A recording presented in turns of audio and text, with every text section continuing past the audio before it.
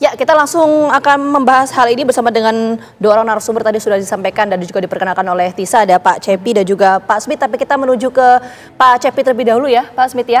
Pak Cepi, kalau kita melihat ini yang kita ingin gali adalah konflik antara Iran dan juga Israel ini apakah bisa memicu perang besar, perang dunia ketiga? Karena itu menjadi diskursus saat ini, Pak Cepi. Boleh di-unmute dulu? Ya. Oh, sorry. Ya, sudah Pak, silakan. Oke. Ya. Semua perang yang terjadi akan memicu untuk bereskalasi menjadi skala global, ya. Tetapi kalau kita mempelajari sejarah perang dari sejak berakhirnya Perang Dunia Kedua, itu ada hal yang menarik, ya. Pada tahun 45 ketika Amerika membom dengan bom nuklir, dengan bom atom di Hiroshima dan Nagasaki, itu tidak sampai 1 minggu Jepang menyerah. Artinya adalah bom tenaga nuklir itu punya kekuatan untuk mengancam, ya, supaya orang jangan macam-macam. Game over. 45 Perang Dunia selesai. tahun 1947 terjadi konflik Timur Barat antara NATO dengan Pakta Warsawa. Itu selama 44 tahun mereka berkonflik yang disebut sebagai Perang Dingin, di mana mereka semua berada dalam siaga 1, ya, alert 1, tidak terjadi juga perang dengan skala global. Sekali lagi, karena yang berbicara di situ adalah senjata pemusnah massal, ya, weapon of mass destruction, yang kalau digunakan maka kiamat, ya, maka bunuh diri. Jadi itu rem yang paling hitam lah mungkin. Tahun 61, ketika Amerika mau membantu pemberontak Kuba untuk menyerbu Teluk Babi pada waktu itu, the last minute Presiden Kennedy membatalkan. Dan konon kabarnya pembatalan itu karena ada pernyataan dari Uni Soviet bahwa mereka akan masuk membela Kuba pada waktu itu, ya. Kemudian lagi pada waktu Trikora, Indonesia berhadapan dengan Belanda, ya. Belanda itu anggota NATO, ya, dia anggota NATO. Itu sebabnya persiapan perang Jayawijaya itu sangat luar biasa. Dan dengan pengaruh Amerika, kemudian Belanda dipaksa untuk mengalah dalam tanda petik. Itu semua adalah rangkaian-rangkaian bagaimana dunia ini mempunyai rem yang pakem untuk tidak membawa eskalasi perang-perang lokal ke global, ke tingkat global, ya, ke skala global. Dan itulah yang kita saksikan perang Vietnam, perang Korea, perang Teluk, dan perang-perang lainnya. Ya, jadi kalau kita berhadapan dengan pertanyaan, apakah eskalasi ini akan meningkat? Semua perang akan meningkat eskalasinya. Tetapi seberapa besar meningkatnya dan apakah sampai kepada skala global, maka kita melihat sejarah menjawabnya seperti itu. Tetapi apa yang akan terjadi kemudian, ya hanya waktu yang bisa menjawabnya. Oke.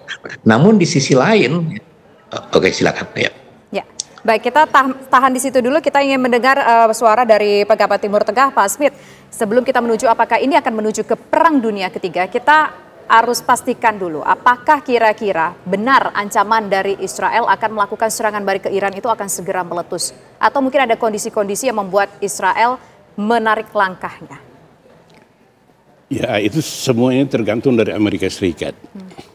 Nah, sejauh ini yang kita ketahui, Amerika Serikat telah memperingatkan Perdana Menteri Israel, Netanyahu, bahwa Amerika Serikat tidak akan ikut serta di dalam rencana Israel menyerang Iran. Nah, ini kabar baik. Tapi pertanyaannya, apakah kalau kemudian Netanyahu memutuskan untuk menyerang Iran, apakah Amerika Serikat akan diam? Artinya kalau Israel menyerang Iran, Iran pasti menggunakan kekuatan penuh. Dan dalam situasi menjelang Pilpres di Amerika Serikat, bulan November mendatang, Biden, Presiden Amerika Serikat Joe Biden itu akan kalah menghadapi Donald Trump. Kalau dia tidak membantu Israel. Karena kaum evangelis yang menjadi basis dukungan terhadap capres ini itu cukup besar. Dan mereka percaya kepada nubuat biblikal bahwa Israel harus ada untuk memungkinkan munculnya Yesus Kristus Tuhan mereka. Untuk itu Israel akan kalau Israel lenyap, maka nubuat itu tidak akan terpenuhi sehingga mereka dukung. Yang kedua adalah lobby Yahudi. Dan itu Biden tidak akan bisa menang sepanjang dua komunitas besar ini tidak mendukung dia. Tetapi kalau Israel menggunakan akal sehatnya, dia tidak akan menyerang Iran. Karena kalaupun nanti Amerika Serikat bantu, itu perang dunia atau perang yang lebih besar eskalasinya itu bisa terjadi. Karena ada negara penting di dunia ini yang menginginkan hal itu terjadi, yaitu Rusia. Nah, karena kalau perang berkobar di Timur Tengah, konsentrasi NATO dan Amerika Serikat akan terpusat di Timur Tengah. Dan Amerika Serikat ini akan dapat kesulitan karena dukungan dia kepada Netanyahu, kepada Israel yang tanpa batas, menyebabkan kekecewaan luas di dunia Arab, bahkan dunia Islam juga.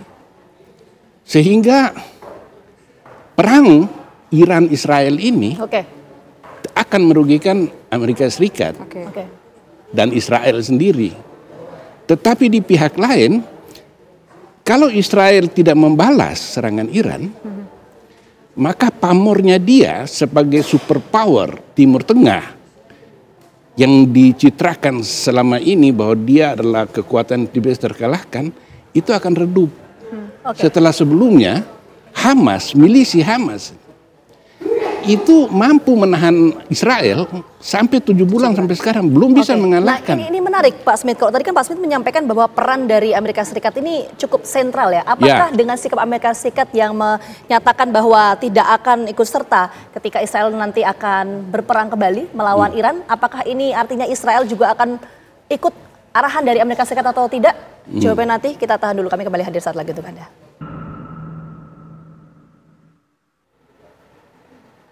Menteri Luar Negeri Indonesia Retno Marsudi menegaskan telah berkomunikasi dengan Menlu Iran untuk meredam eskalasi konflik yang terjadi dengan Israel. Retno lebih menggunakan upaya diplomasi untuk meredam situasi yang panas di Timur Tengah. Mungkin bukan tekanan ekonomi atau apa atau banyak banget lah, itu biasa, itu di dalam dunia internasional biasa, harapan, tekanan dan sebagainya, tetapi posisi kita sejauh ini tetap kokoh. Jadi tidak melunak ya Bu? Sebagai penengah Bu, inisiatif sebagai penengah. Kita terus bicara dengan pihak-pihak terkait ya, misalnya kenapa kita bicara dengan Amerika. Jadi Amerika itu selain kita bertukar message tadi pagi, pembicaraan per telepon kita lakukan karena kita tahu Amerika Serikat memiliki peran yang sangat besar untuk dapat menggunakan pengaruhnya agar deeskalasi terjadi.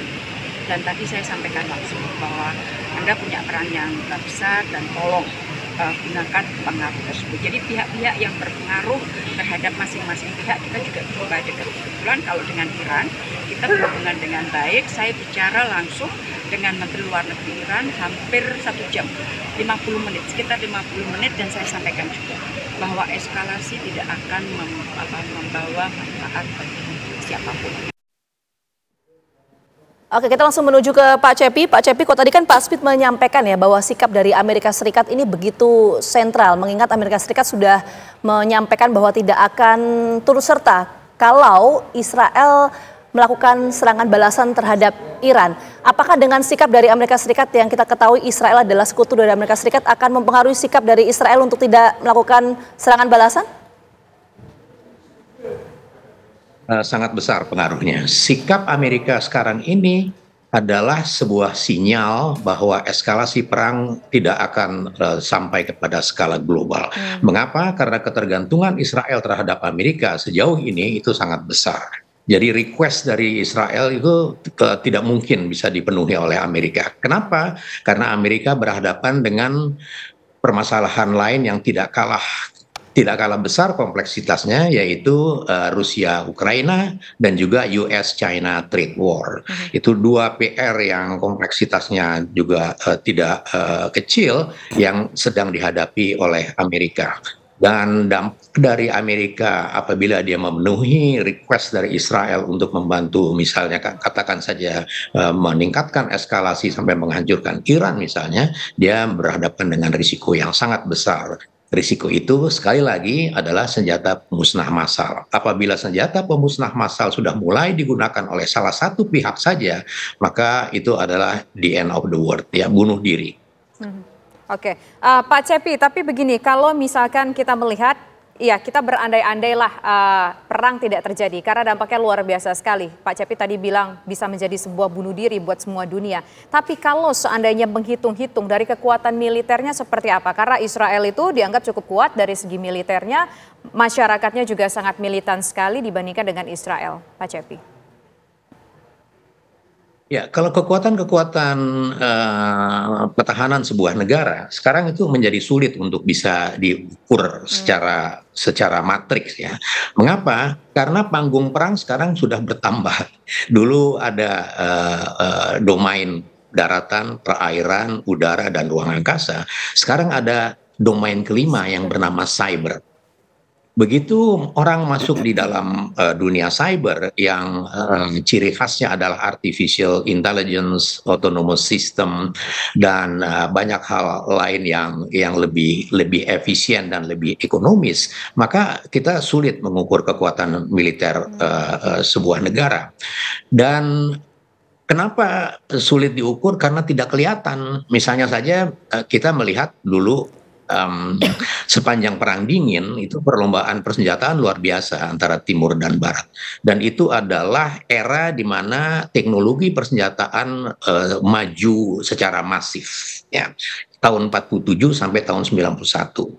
Tetapi ingat, sekarang ada kekuatan baru, yaitu dari Cina. Cina dalam menghadapi US-China trade war, kenapa itu sampai terjadi? Karena sekian persen pertumbuhan ekonomi sebuah negara itu pasti diiringi dengan sekian persen pertumbuhan dana atau budget pertahanan. Dan kita melihat sekarang bagaimana Cina, dia tidak berusaha untuk melepaskan diri dari ketergantungan teknologi Barat. Di Cina tidak ada, misalnya Zoom, tidak ada. Kalau kita wawancara langsung dengan Beijing, kita pakai Skype. Tidak ada WhatsApp misalnya. Dan itu semua adalah bagian dari cyber world. Sekali lagi, dengan format cyber kita sulit menghitung kekuatan militer. Tetapi yang bisa dijadikan patokan adalah Iran dan Israel sama-sama memiliki, ditenggarai, memiliki senjata nuklir. Akan tetapi mereka tidak sesederhana itu bisa menggunakannya karena mereka tergantung pada koalisi negara-negara pendukungnya. Mengapa? Karena persenjataan yang mass destruction itu merupakan sebuah sistem yang berkait satu dengan lainnya dengan negara-negara koalisi mereka. Dan itu sebabnya saya bisa mengatakan bahwa sikap Amerika sekarang ini adalah sebuah sinyal bahwa eskalasi itu tidak akan meningkat sampai ke skala global. Sekali lagi, kenapa? Karena Amerika masih berhadapan dengan perang Rusia-Ukraina dan juga dengan US-China trade war. Oke, ini menarik sekali ya, bahwa eskalasi ini tidak akan besar kalau AS sudah bersikap seperti yang disampaikan oleh Pak Cepi. Kita mau ke Pak Smith. Kalau memang pernyataan yang disampaikan oleh Amerika Serikat adalah sinyal bahwa eskalasi konflik ini tidak akan meningkat, apa resikonya jika Israel tidak menuruti atau tidak tegak lurus terhadap Amerika Serikat yang merupakan sekutunya? Resiko bagi Israel seperti apa? Ya, kita lihat ya, begitu serangan Iran selesai, dalam 24 jam, Kabinet Perang Israel melakukan rapat darurat 2 kali. Semuanya sepakat harus dibalas. Yang mereka berbeda, timing dan skalanya.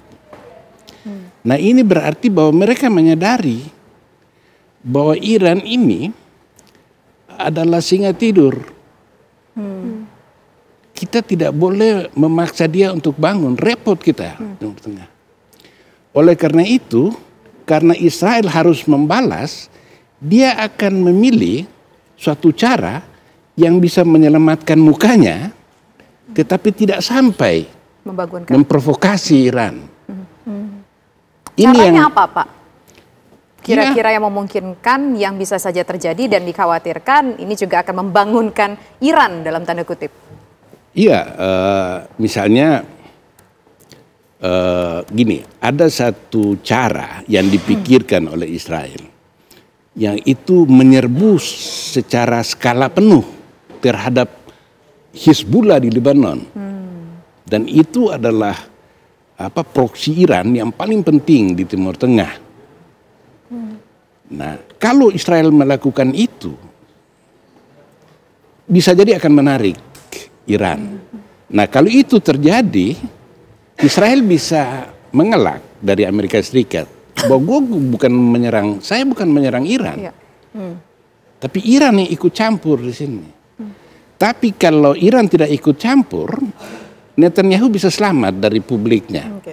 Karena dia menghancurkan satu kekuatan yang sejak 7 Oktober itu berkonflik di perbatasan dengan Israel.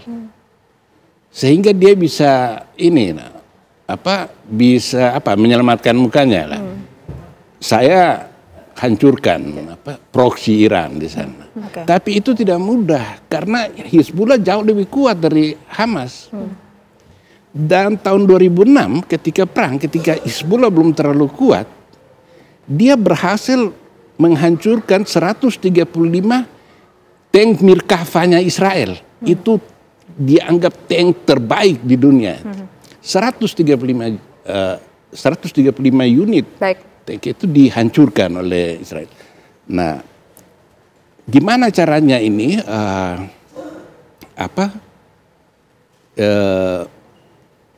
hal ini bisa dicegah? Bagaimana Israel bisa memenuhi kehendaknya, yaitu menunjukkan kepada publik bahwa dia telah membalas serangan Iran, tetapi